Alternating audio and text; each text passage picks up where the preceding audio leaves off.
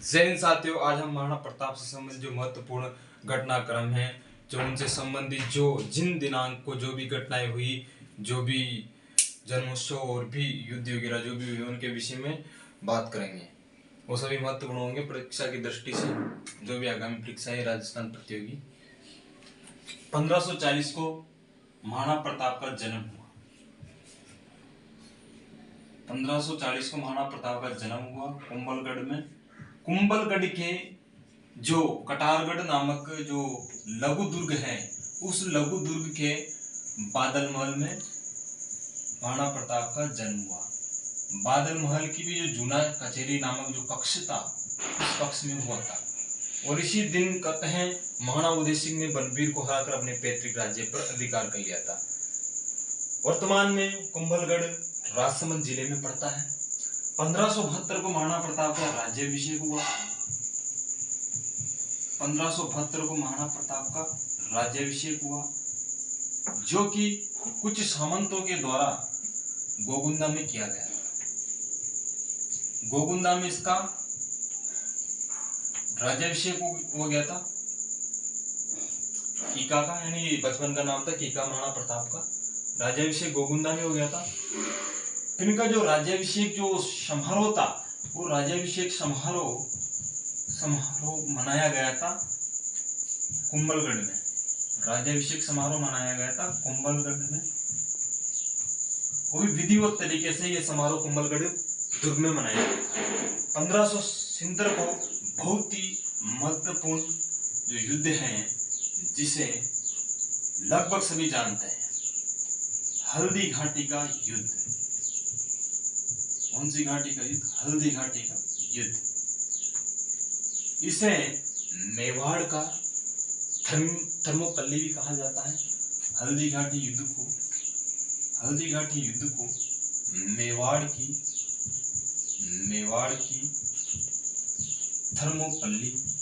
Thermopylae भी कहा जाता है। जो मेवाड़ का मैराथन है, उसे हम अभी नीचे पढ़ेंगे, अगला युद्ध होगा। हल्दी घाटी युद्ध को मेवाड़ की थर्मोपल्ली कहा जाता है।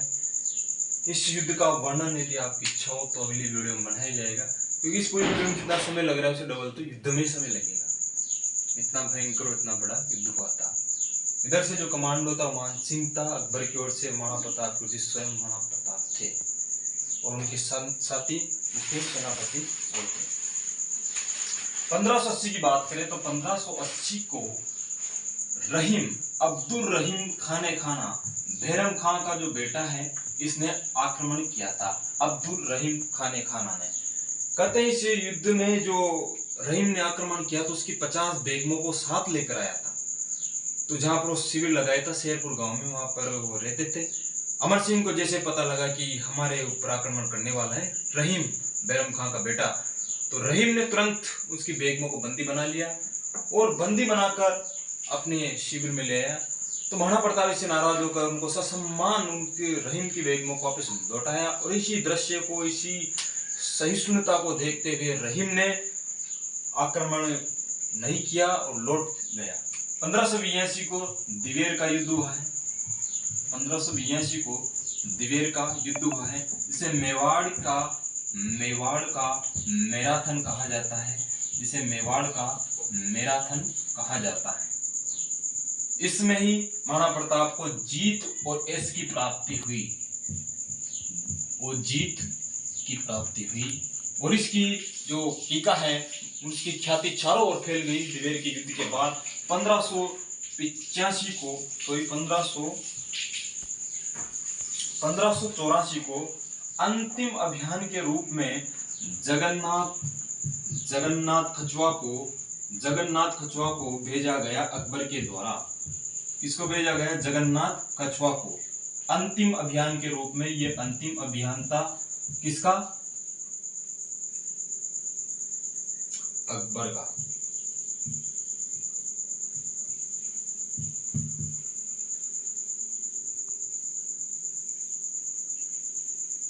ठीक है। इसके बाद बात करेंगे अपन 1585 की।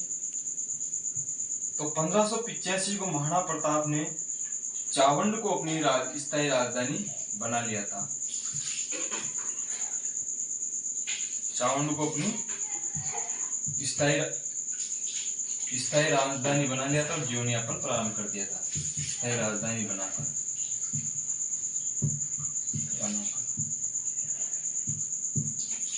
इसके बाद ये 1586 से 96 वाला जो कार्य अघोषित संधि होता है, इसमें यूं कहे हम अकबर की महाराणा प्रताप के विरुद्ध व्यवस्था, क्योंकि इतने अभियान होने के बावजूद भी महाराणा प्रताप को जीत नहीं पाए।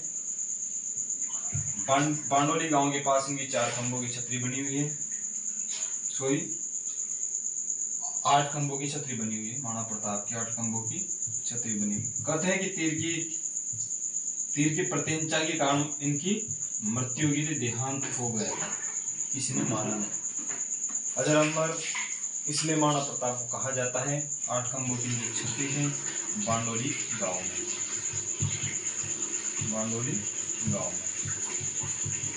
बांडोली गांव के पास आता है तो भी राइट है, ठीक है। छिंतर को विश्व प्रसिद्ध युद्ध हुआ 1580 को,